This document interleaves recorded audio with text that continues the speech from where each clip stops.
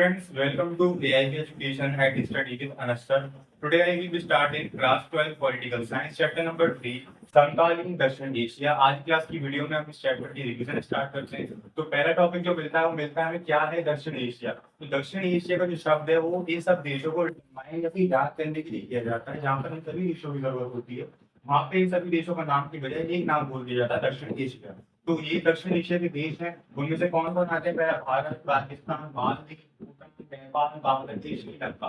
तो ये सारे जो देश हैं वो किसके अंदर आते हैं? दक्षिण एशिया के अंदर। जब भी किसकी बात होती है दक्षिण एशिया के देशों में तो उन देशों को याद किया जाता है। तो ये डिटरमाइन करता है दक्षिण एशिया। ठीक है, यहाँ तक क्लियर हुआ।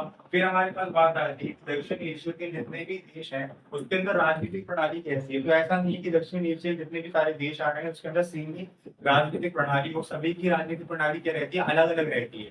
जैसे कि आजादी के बाद से क्या हुआ, भारत और श्रीलंका के अंदर जब से अब तक लोकतंत्र ही कायम है। परंतु जब आजादी के बाद विघटन भी हो गया पाकिस्तान का, उसका बांग्लादेश का, तो उसमें क्या कभी सैन्य शासन तो कभी राजनीतिक शासन ये चलता रहा है। फिर नेपाल के अंदर क्या हुआ, नेपाल में 2006 से लोकतंत्र की बजाय राजतंत्र कायम हो गया। और फिर मालदीव में 1978 से क्या हुआ, मुस्लिम सल्तनत जो थी वो कायम रही। परंतु तो आप आज के समय में देखा जाए तो वहां लोकतंत्र शासन ही कायम है। यानी सेना शासन को, सेना तो नहीं, पार्टियां शासन करती है, चुनाव करके वो बदल भी सकते हैं। और क्या है, भूटान में 2008 तक तो राजतंत्र रहा था, परंतु उसके बाद क्या है, अब लोकतंत्र कायम है। तो देखा जाए तो सभी दक्षिण एशिया जितने भी देश हैं सभी की अपनी अपनी राजनीतिक प्रणाली क्या है, अलग अलग है। तो उन्हीं को हम टॉपिक टॉपिक को देखेंगे कि क्या क्या चीजें आती है। तो पहला टॉपिक जो आता है हमारे पास आता है पाकिस्तान के बारे में। तो पाकिस्तान के बारे में पढ़ते हैं कि कैसे कैसे उसमें सैन्य शासन रहा, फिर राजनीतिक शासन रहा। तो स्टूडेंट, पाकिस्तान में सेना और लोकतंत्र यानी नेक्स्ट टॉपिक मिलता है। और उसमें क्या होता है, सबसे पहले पाकिस्तान का जब निर्माण हुआ था तो उसके बाद शासन जनरल अय्यूब खान के हाथ में आया था और उन्होंने शासन संभाला था। किसने? जनरल अय्यूब खान ने। परंतु जब इनका शासन चल रहा था तो जनता को काफी परेशानी झेलनी पड़ी थी, जिसके कारण जनता का गुस्सा भड़का और उन्होंने अपना पद जो है वो छोड़ना पड़ा। फिर इनके बाद कौन आया? इनके बाद पाकिस्तान का शासन जनरल याहिया खान ने संभाला। याहिया खान ने संभाला। इनके दौर में क्या हुआ, जो पूर्वी पाकिस्तान था यानी कि पश्चिमी पाकिस्तान और पूर्वी पाकिस्तान के लोगों की संस्कृति की थी बंगाली संस्कृति थी, और जो पश्चिमी पाकिस्तान तो उनकी संस्कृति उर्दू की थी। तो पश्चिमी पाकिस्तान का ज्यादा दबदबा था, तो उन्होंने क्या किया, पूर्वी पाकिस्तान के ऊपर अपना अपनी संस्कृति को थोपना चाहा, अपनी लैंग्वेज को थोपना चाहा, जिससे वो परेशान हो गए। और उन्होंने क्या किया, 1971 के अंदर भारत से युद्ध हुआ उनका, इन्हीं के दौर में हुआ था। और इन्हें हार झेलनी पड़ी और बांग्लादेश एक स्वतंत्र राष्ट्र बन गया था। जिनके बाद याहिया खान को अपने पद से हटा दिया गया। फिर उनके बाद क्या हुआ, जुल्फिकार अली भुट्टो ने शासन ले लिया था अपने हाथ में, परंतु जियाउल हक ने इनकी सरकार को गिरा दिया था। ये सरकार राजनीतिक सरकार थी इनकी। फिर उसके बाद क्या हुआ, जियाउल हक ने इनकी सरकार को गिरा दिया, परंतु इनका शासन भी कई समय तक नहीं चला। इन्हें भी कई सारी परेशानी, इन्हें क्या जनता को कई सारी परेशानी का सामना करना पड़ा। फिर इसके बाद क्या हुआ, बेनजीर भुट्टो ने अपने शासन को हाथ में ले लिया। बेनजीर जो भुट्टो थी वो जुल्फिकार अली भुट्टो की बेटी ही थी। ठीक है, तो जियाउल हक को किस तरीके से सामना करना पड़ा, यानी लोकतंत्र आंदोलन का सामना करना पड़ा। तो इनकी शासन जो है वो जनता को पसंद नहीं आ रहा था, लोकतंत्र हो रहा था जगह जगह पर। तो उससे क्या हुआ कि हमें सेना शासन के अंदर नहीं रहना, हमें लोकतंत्र के अंदर रहना है। तो इसीलिए इनकी सरकार भी ज्यादा नहीं चली थी, बेनजीर भुट्टो के हाथ में आ गई थी। फिर सबसे आखिर में आकर 2001 में परवेज मुशर्रफ ने अपना निर्वाचन करवा लिया था राष्ट्रपति के रूप में, किसमें? पाकिस्तान के अंदर। और उनके बाद 2001 से 2008 तक, यानी 2008 से वहां पे क्या हुआ, लोकतंत्र स्थापित कर दिया, ताकि जनता को ये न लगे कि सेना शासन चल रहा है तो लोकतंत्र स्थापित है नहीं। उन्होंने पूर्ण रूप से चुनाव आयुक्त किए गए कि भाई चुनाव वो करेंगे, या कोई जो जीतेगा वही प्रधानमंत्री राष्ट्रपति वो बनेगा। ठीक है, तो मान 2008 में क्या हुआ, आज तक लोकतंत्र ही स्थापित है। तो ये सब चीज स्टेप बाय स्टेप चली। सबसे पहले जनरल अय्यूब खान का शासन आया, फिर याहिया खान का, जुल्फिकार अली भुट्टो का, फिर जियाउल हक का, बेनजीर भुट्टो, फिर आए परवेज मुशर्रफ। और परवेज मुशर्रफ से अब तक वहां पे क्या चल रहा है, लोकतंत्र शासन ही चल रहा है। तो सबसे बड़ा सवाल ये उठता है कि पाकिस्तान के अंदर जब इतनी बार शासन बदला, इतनी बार सत्ता बदली, तो उसका क्या कारण रहा। तो इसका कारण पढ़ते हैं हम। नेक्स्ट टॉपिक हमारे पास यही है। तो स्टूडेंट्स, पाकिस्तान की जो सरकार का स्थायी न रहने का कारण था, वही कुछ 5 टॉपिक थे। उसमें पहला आता है कि धर्म गुरुओं को दबदबा, यानी कि जितने भी वहां पे जैसे धर्म था उसका दबदबा चल रहा था, जितने भी गुरु थे उनका, उनकी ज्यादा मानी जाती थी। फिर इसके बाद आता है सेना का दबदबा, यानी वहां जो सेना थी उनकी ज्यादा चलती थी। फिर भारत और पाकिस्तान का मनमुटाव रहता था हमेशा। और फिर अंतरराष्ट्रीय कोई समर्थन नहीं मिला उसको कि हमें ये वाली सरकार या फिर ये सेना शासन स्थायी रखना चाहिए। और फिर पांचवा सबसे इंपॉर्टेंट पॉइंट आता है कि अमेरिका तथा अन्य पश्चिमी देशों ने अपने स्वार्थ के कारण क्या करा, सैन्य शासन को बढ़ावा दिया। क्योंकि पाकिस्तान में जो इस्लाम विश्वव्यापी इस्लामी आतंकवाद के नाम से आतंकवाद मशहूर है, उसमें इन देशों को डर था कि वो कहीं उनके देश के ऊपर कोई वार ना कर दें या फिर किसी भी तरह की कोई परेशानी ना आए इनके ऊपर। तो उन्होंने अपने स्वार्थ के कारण क्या किया, सैन्य शासन को ही बढ़ावा दिया। तो ये कुछ 5 टॉपिक्स आते हैं, 5 पॉइंट आते हैं, जिससे क्या होता है, पाकिस्तान की सरकार पर स्थायी न रहने का कारण बनता है। तो ये कम से कम 6 या 7 नंबर में आ जाता है क्वेश्चन। इसके बाद हम पढ़ते हैं, पाकिस्तान का टॉपिक यही एंड होता है। इसके बाद हमारे पास आता है बांग्लादेश में क्या। तो फ्रेंड्स नेक्स्ट टॉपिक जो आता है हमारे पास वो आता है बांग्लादेश का। बांग्लादेश को देखो, सबसे पहले हमें समझना जरूरी है कि बांग्लादेश जो था वो सबसे पहले पाकिस्तान का ही अंग था। परंतु जब पाकिस्तान का विभाजन हुआ था तो पश्चिमी पाकिस्तान जो था उसकी संस्कृति थी उर्दू की, और वहां पे जितनी भी संस्कृतियां थी वो पूर्वी पाकिस्तान के ऊपर जबरदस्ती थोपी जा रही थी। और जो पूर्वी पाकिस्तान के लोग थे वो बंगाल संस्कृति से थे। तो जब उनके ऊपर काफी सारी चीजें थोपी जा रही थी जबरदस्ती, तो क्या था, इन्होंने अपने अलग होने के लिए आंदोलन शुरू कर दिया। और आंदोलन की कमान किसके हाथ में थी, परवेज मुशर्रफ के हाथ में। शेख मुजीबुर रहमान के हाथ में थी इसकी कमान आंदोलन की। फिर जैसे जैसे आंदोलन होता जा रहा था, शेख मुजीबुर रहमान को गिरफ्तार कर लिया इन्होंने। फिर भारत से मदद मांगी और भारत ने 1971 के अंदर पाकिस्तान से युद्ध किया। और उस टाइम पाकिस्तान के अंदर शासन था जनरल याहिया खान था, और पाकिस्तान को इसकी हार झेलनी पड़ी भारत से। और भारत ने क्या किया, बांग्लादेश को एक स्वतंत्र राज्य बनाकर छोड़ दिया, घोषित कर दिया। और बस, परंतु बांग्लादेश के अंदर कई ऐसी भी चीजें हुई, जब बांग्लादेश एक स्वतंत्र राष्ट्र बन गया, स्वतंत्र देश बन गया, तो उसमें क्या हुआ, तो शेख मुजीबुर रहमान को छोड़ दिया गया पाकिस्तान की जेल से। फिर उसमें क्या हुआ कि जब शेख मुजीबुर रहमान एक अकेले संस्थापक बन गए बांग्लादेश के, तो उनके मन में ये आ गया कि अब राजतंत्र चलना चाहिए। उन्होंने संविधान बनाया, देश बनाया, झंडा बनाया, सब चीज बनाई। परंतु उसके बाद क्या किया उन्होंने, एक ऐसे संविधान में चीज बनाई कि सिर्फ एक ही पार्टी का दबदबा रहे, कोई और पार्टी अपना शासन नहीं चला सकती। तो ये सब चीजें रही थी। तो इसी कारण क्या हुआ, जनता के हाथों ही वो मारे गए थे। कौन, शेख मुजीबुर रहमान। उनके शासन जनता को पसंद नहीं आया था, क्योंकि उन्होंने संविधान के अंदर यही चीजें डाल दी थी, जिससे क्या हुआ था कि और शासन, कोई और पार्टी इस देश के अंदर भाग ही नहीं ले सकती थी। और क्या चीजें आती है हमारे बांग्लादेश के अंदर, वो देखते हैं। सो स्टूडेंट्स, बांग्लादेश से संबंधित जितनी भी चीजें मैंने आपको बताई, और भी एक्स्ट्रा चीजें मैंने सब बोर्ड पे लिख दी हैं। आप स्क्रीनशॉट लेना चाहेंगे, लीजिए। 8 पॉइंट जो कि काफी इंपॉर्टेंट पॉइंट्स हैं, इनके बेस पर ही पूरा बांग्लादेश का समझ लो कैरेक्टर बेस्ड है।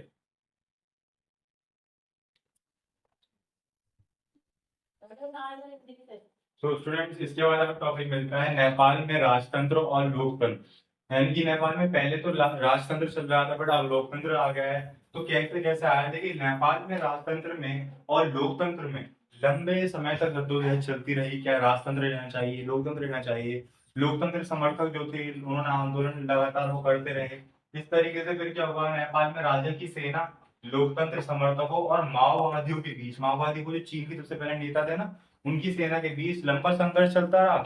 और फिर क्या हुआ, माओवादी लोकतंत्र आंदोलन के कारण राजा ने 1990 में लोकतंत्र समर्थकों की मांग मान ली। यानी कि जितने भी हमारे मजबूत लोकतंत्र समर्थक थे, उनके आंदोलन जितने मजबूत हुए थे और उनकी जो जितनी मजबूत मांगे थी, उनके कारण क्या हुआ, राजा ने 1990 के अंदर लोकतंत्र समर्थकों की मांग मान ली। और क्या हुआ, 2008 में नेपाल में राजतंत्र की समाप्ति हुई और लोकतंत्र गणराज्य बन गया। फिर उसके बाद क्या हुआ, कुछ समय तक के लिए ना राजा का पद भी स्थापित रखा गया था और लोकतंत्र भी कायम रखा गया। बट कुछ समय बाद ये हुआ कि जितने भी हमारे मेंबर थे पार्लियामेंट के, उन्होंने सोचा कि हमें राजा की जरूरत नहीं है, हम लोकतंत्र खुद चलाएंगे। तो क्या हुआ, 2015 के अंदर एक नया संविधान बनाया गया और उसको अपनाया गया कि राजा का बिल्कुल ही पत्ता साफ कर दिया जाए और लोकतंत्र को ही पूर्ण रूप से स्थापित किया जाए। तो ये नेपाल का टॉपिक था हमारा। आई होप आपको क्लियर हुआ होगा। नेक्स्ट टॉपिक की तरफ मूव करते हैं। उसमें क्या क्या चीजें आती हैं, अगर आप स्क्रीनशॉट लेना चाहते हैं तो।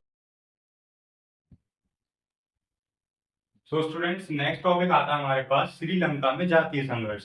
तो श्रीलंका एक ऐसा देश है जो कि भारत की तरह ही है, नहीं भारत की तरह तो नहीं कह सकते, बट कुछ हद तक भारत की तरह है। कि 1948 के बाद जो ब्रिटिश शासन चल रहा था उसकी समाप्ति हुई। उसकी समाप्ति के बाद ना तो इसके अंदर आज तक राजतंत्र की लड़ाई हुई, ना ही लोकतंत्र की लड़ाई हुई। लोकतंत्र ही चल रहा था और लोकतंत्र ही आज तक चल रहा है।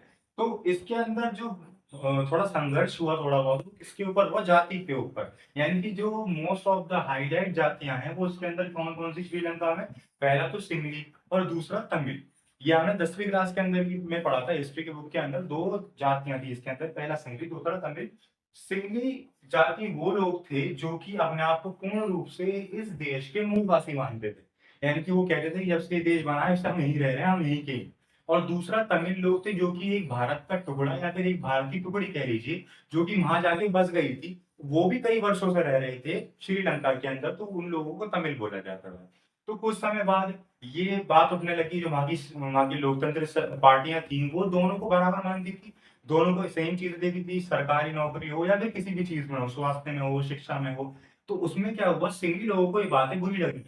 उन्होंने कहा कि हम तो भाई इस देश के पूर्ण मूलवासी हैं, तो हमको इन सब चीजों की ज्यादा फैसिलिटी मिलनी चाहिए और इन लोगों को कम। तो इस बात पे क्या हुआ, तमिल लोगों ने अपनी अपना मनमुटाव जताया कि भाई हम भी तो इस देश के अंदर इतने वर्षों से रह रहे हैं, तो हमारा भी तो कुछ ना कुछ अधिकार होना चाहिए इन सब चीजों में। तो उन्होंने क्या किया, एक लिट्टे पार्टी का गठन किया। लिट्टे। और ये कब की गई थी लिट्टे पार्टी का गठन? 1983 के अंदर। 1983 के अंदर। यानी कि जब ये बोला जा रहा था कि इनके अधिकार कम करो, इन्हें फैसिलिटीज कम दो, तो तमिल लोगों ने लिट्टे पार्टी का गठन किया 1983 में और एक अलग राज्य की मांग कर दी। यानी कि जिस स्थल पर सबसे ज्यादा लोग रहते थे तमिल लोग, उन्होंने कहा कि यहाँ जहाँ हम रहते हैं उसको क्या करो, एक नया राज्य घोषित कर दो। बट ऐसा पॉसिबल नहीं था, हर कोई कुछ मांग ले तो उसे दिया थोड़ी जाता है। श्रीलंका तो कुछ छोटा सा देश है, अब उसमें से भी भाग हो जाएंगे तो कितना ही बचेगा।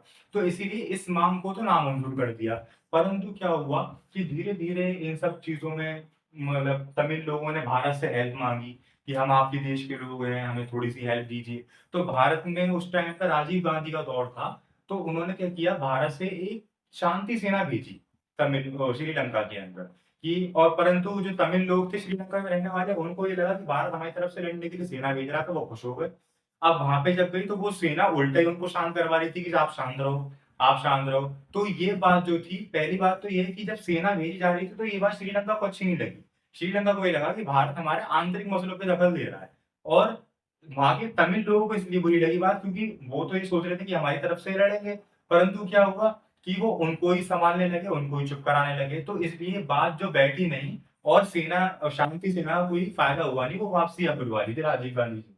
तो इसीलिए क्या हुआ था, दो जातीय संघर्ष हुआ था श्रीलंका के अंदर, और श्रीलंका के टॉपिक में इतना नहीं आता है। आई होगा कि क्लियर हुआ होगा। नेक्स्ट टॉपिक की तरफ मूव करते हैं, क्या क्या चीजें आती हैं उसके अंदर इंपॉर्टेंट। तो स्टूडेंट हमारे पास नेक्स्ट टॉपिक आता है मालदीव में सल्तनत और लोकतंत्र, और दूसरा भूटान में संवैधानिक राजतंत्र।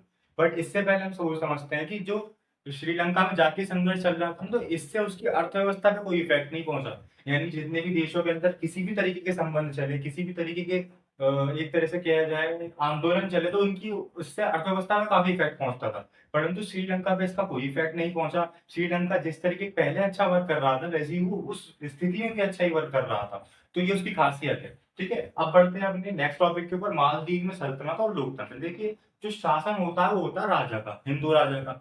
और जो सल्तनत होती है वो क्या होती है, मुस्लिम राजा की। तो वहां पे मुस्लिम सल्तनत का राज था। और क्या था, मालदीव में 1968 तक सल्तनत हुआ करती थी, और 1968 में ये गणराज्य बन गया, अध्यात्मक प्रणाली अपनाई गई। यानी 1968 तक ही वहां पे क्या रही, सल्तनत रही। उसके बाद राजा को मतलब पद से हटा दिया गया, आंदोलन हुए हम लोग कई सारे, और 1968 में गणराज्य बन गया था, लोकतंत्र स्थापित और अध्यात्मक प्रणाली को अपना दिया गया था। और लास्ट में हमारे 2005 के अंदर इसमें पूर्ण रूप से चुनावों क्या दी थी, मान्यता दे दी गई थी। क्योंकि देखो, चुनाव का मतलब क्या रहता है कि कई सारी पार्टीज चुनाव लड़े और उसमें से जो भी इलेक्ट होके मतलब जीत जाए वही शासन करे।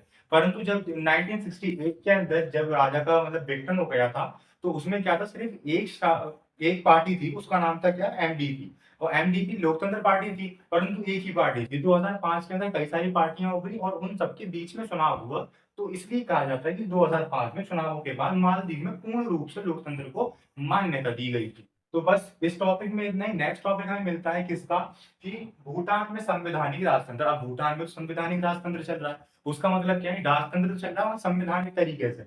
भूटान में 2008 से संवैधानिक राजतंत्र बन गया है। और राजा के नेतृत्व में ही यहाँ बहुदलीय लोकतंत्र रूप से उभरा है, यानी राजा का नेतृत्व में ही क्या हो रहा है, बहुदलीय लोकतंत्र के रूप में से उभर उभर रहा है हमारा क्या, भूटान। यानी कि राजतंत्र में भी एक तरह से लोकतंत्र ही स्थापित चल रहा है।